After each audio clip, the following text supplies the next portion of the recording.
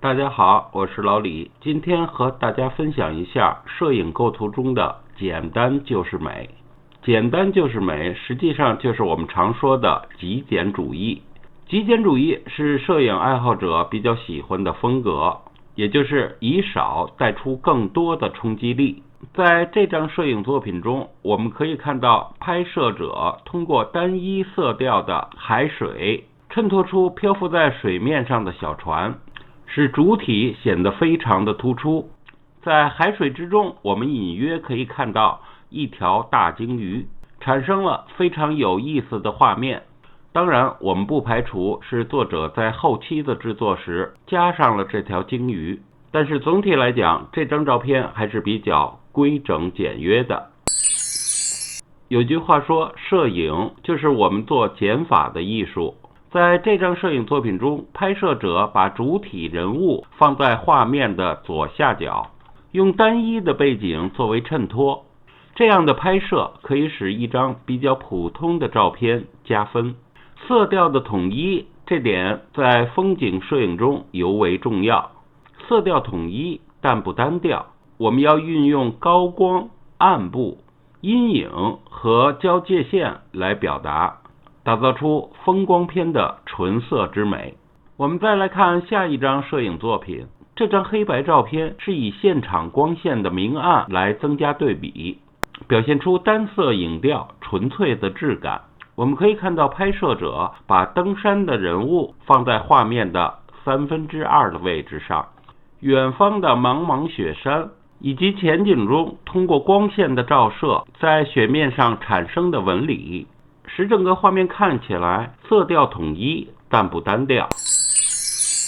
这张照片拍摄者运用了大面积的蓝色，衬托出花瓣上晶莹剔透的水珠，整个画面非常的干净，没有多余的元素来干扰观看者的视线。在极简摄影中，画面的线条走向对整体作品的感觉有着举足轻重的影响，但归根结底一句话，那就是尽量精简。如果我们在拍摄过程中实在无法减少，就尽量采用有一定节奏性的重复线条来辅助构图。这张照片拍摄者把人物放在画面的中心位置，用地面上的线条衬托出主体。同时我们不难发现，在画面的中央位置有光的存在，同时我们也能隐约地看到人物背后所拖下来的阴影。我们发现在画面的右下角仍然有地标线，这里的地标线是拍摄者在拍摄的时候刻意加进来的。我们可以想象，如果拍摄者没有把左下角这几条线加进来，这里是一片漆黑的话，画面就缺少了平衡感。所以我们看到拍摄者把左下角的地标线加进来，把右上角的地标线加进来，使整个画面显得非常的平衡。极简影像虽然画面非常的简单，但能通过有限的元素组织起无限的想象，让读者也产生无限的联想。这张照片作者只通过2片叶子营造出非常唯美的效果。拍摄者用大面积的单色调作为衬托，将整体事物放在画面的黄金点偏下的位置。我们仔细看树叶的颜色，一片是绿色，另一片是橙红色，这样能让我们产生联想，